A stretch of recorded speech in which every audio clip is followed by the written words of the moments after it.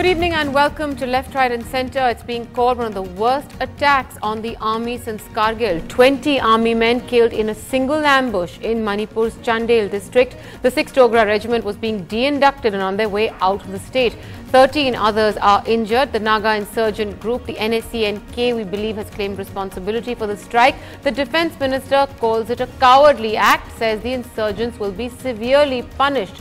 With rising attacks in the northeast on security personnel, we are asking whether there is a slide back into chaos. Also on the show tonight, in the wake of the death of a San Francisco-based 22-year-old investment bank employee who complained to his family about the workload he was dealing with and his inability to cope, we look at whether workplace stress is too much to handle. Do we all need to make better choices to arrive at a work-life balance that doesn't tip us all over the edge? But first, back to Manipur. The Indian Army has suffered one of its worst casualties in recent times. 20 soldiers were killed in an ambush by militants in Manipur's Chandel district. At least 13 others injured. The militants are likely to have fled back to Myanmar from where they came. Following the attack, a top-level meeting has taken place between the Defence Minister, the Home Minister, the Army Chief and the National Security Advisor on this. My colleague Sudhiranjan Sen joins us for more. Sudhiranjan, we believe that a faction of the NSCN, the Naga insurgent group, has claimed responsibility, but is that been something that's been confirmed? Could there be other elements and other aspects involved in what we've seen today? Well, you know, what we are being told by our sources is that it's not one group that would have carried out the attack. It seems to be, a couple of organizations that have come together and carried out this attack. The government is describing this as a very meticulously, planned and a well, executed attack. It has asked the Indian Army to start massive counter-insurgency operations starting tomorrow.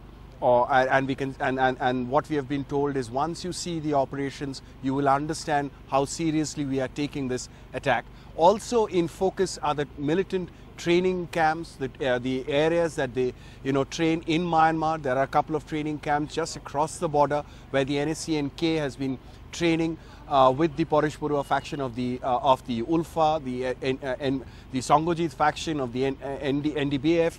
So all these are now in focus. Also, interestingly, what some of our sources are indicating is that the gun running route, the old gun running routes that run from Kunming in China into into Myanmar and then into northeast are all now in focus. This is perhaps and this is what sources are telling us, that these were all discussed in this meeting, and a very strong reply is expected from the Indian government. Maya. Right, you're saying a strong reply expected by the Indian government. Well, we are also going to be asking the question to our panelists on whether there is growing chaos in the northeast. Sudhiranjan Sen, thanks very much for joining us with that. Well, let's continue the debate in the studios. We have with us Lieutenant General Rameshwar Roy, former Director General of the Assam Rifles, also Mr. Ved Marwa, former Commissioner of Police and former Governor of Manipur. More importantly, we are being joined from their locations by Lieutenant General Vinod Bhatia, who is the former Director General of Military Operations, as well as Dr. Ajay Kumar of the Congress, Shaina NC of the BJP. Lieutenant General Roy, I want to start actually with you. Do you believe in the assessment that it is not this faction of the NSCN, perhaps as Sudhiranjan was saying, but an amalgamation of groups that could be behind what's happened today? Truly. In fact, my assessment is that it is the PLA combined with the UNLF and KYKL. These are the three groups. Why PLA? Because although PLA was formed much later than the UNLF, but over the years the PLA has grown in stature, and therefore this is one of the main groups of insurgency as far as the Manipur is concerned. And other groups have, though bifurcated from UNLF, come in its umbrella. So my information is these three groups put together have laid this ambush. The second aspect of this is that ever since the Bangladesh cooperated with our country to shift the bases of the insurgency, earlier they had the groups in Bangladesh, now their base is in Myanmar.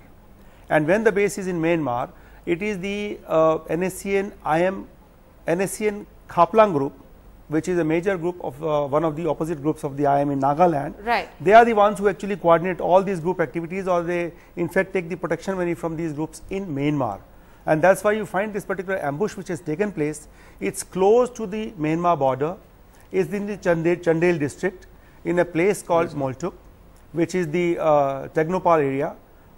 This is quite close to More Tamu, that main road.